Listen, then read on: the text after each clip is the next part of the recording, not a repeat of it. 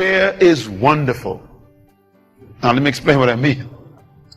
God will never give you anything to do that will not frighten you. If what you are dreaming of doing doesn't make you afraid, it is not from God. God's dreams will always make you afraid, because He wants to make sure that only He can make it possible. In other words, God wants the credit. So if what you're doing doesn't need God to get it done, it's not God's assignment for your life. So the fear that you feel is proof that it is from God. So when you are afraid, that means go for it. When you are afraid, you start right where you are with nothing. I started with zero. Zero. No one gave me anything. I started with an idea. And everything in life begins that way. And if God's ideas are in your head, they'll frighten you. But that fear is what motivates you to believe it is from God. So don't be afraid of your fear. Use it to give you courage. Courage is only possible where fear is present. You cannot be courageous unless you are afraid. So the fear gives birth to courage, and the courage is motivated by faith. And so if you want to be fearless, you must have courage. Courage doesn't mean the absence of fear. Courage means to move in spite of fear.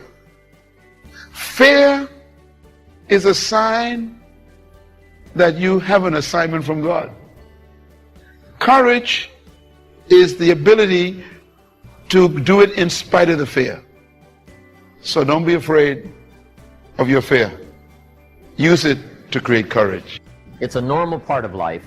Here's a good phrase to note. Negative is normal. It's not successful, but it's normal. It's part of life. And here's the next key, in my opinion. You must learn to handle the negative. Don't ignore it. Handle it. Now, I know some people teach the other way. And listen to them. And listen to me.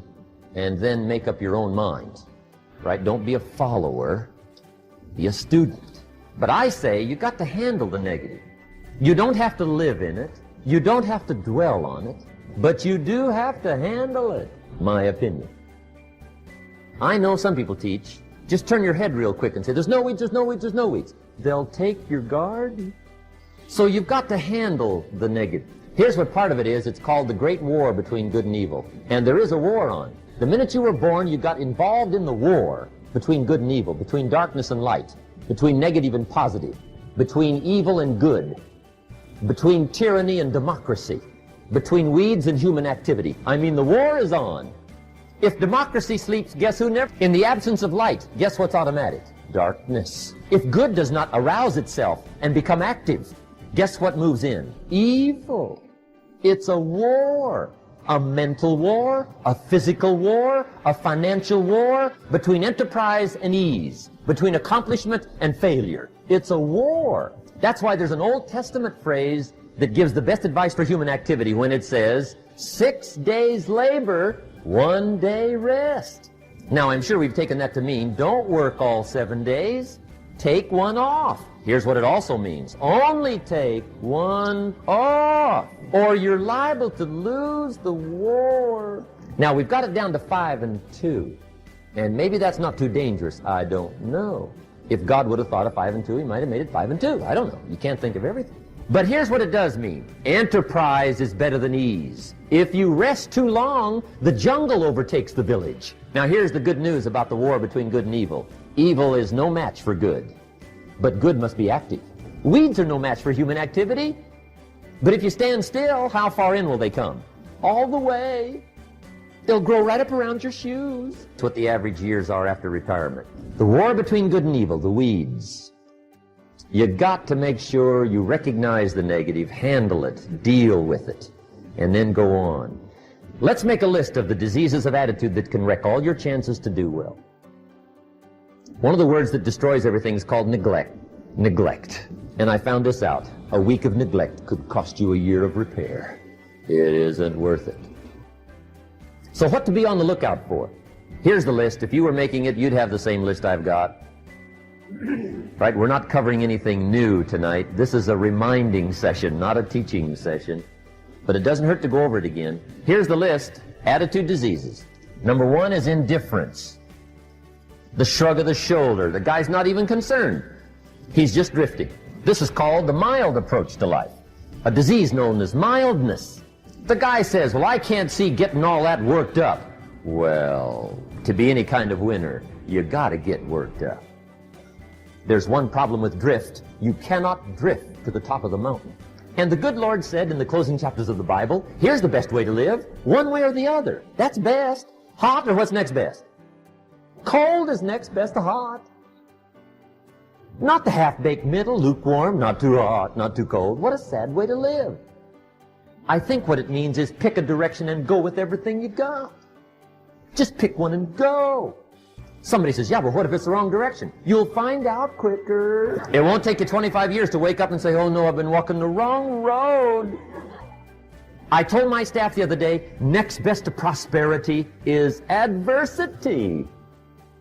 If one doesn't get you, pray for the other. We all do better from one of 2 reasons, inspiration or desperation.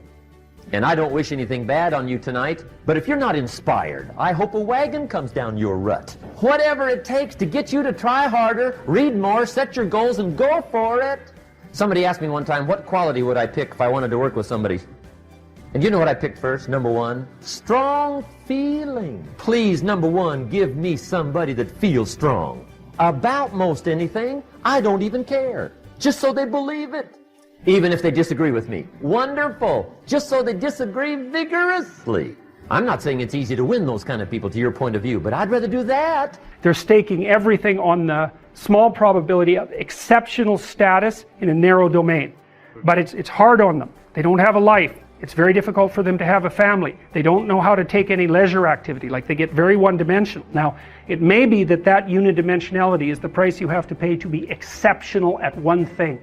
Right? Because if you're going to be something like a genius level mathematician and you want to do that or a scientist, say, it's like you're in your lab all the time, you're working 70 hours a week or 80 hours a week, you're smart, you're dedicated, you're unidimensional, and that's how you get to beat all the other people who are doing that. It's the only way. But the problem is you don't get a life. Now, if you love being a scientist and you have that kind of focus of mind, well, first of all, you're a rare person, and second, you're going to pay for it.